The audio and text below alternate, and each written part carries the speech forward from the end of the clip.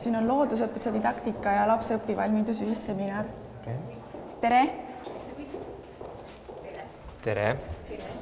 Selles tunnis tuleb planeerida õppetegevus 6-7-aastastele lastele ja teemaks on putukad. Nüüd tuleb Martinilgi kehastuda lasteaia õpetajaks. Mis asi on näpumäng?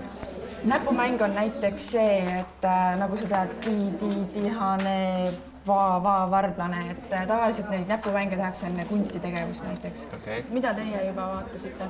Kas te mõtlesite laulu peale, mängu peale, näpumängu peale, hommiku võimlemise peale? Ma arvan, et kõige kindlam on võimlemine. Siis suhteliselt ja siis lapsed ärkavad üles ka. Läheb võimlemine.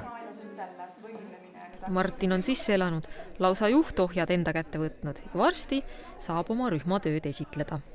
Tule istu siia minu kõrvale, ma juhendan sind. Okei, aga mina peaks ikka nende ees olema kuidagi. Jaa, aga me olemegi ringis, me näeme kõik.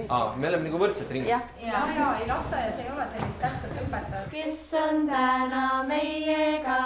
Mari on täna meiega. Mina räägin teile täna putukatest.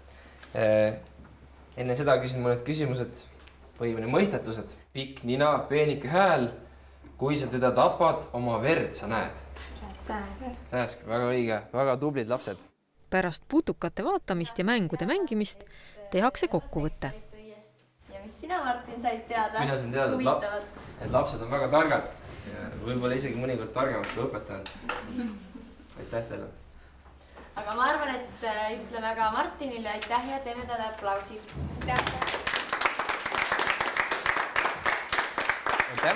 Te võite nüüd kõik mängima minna.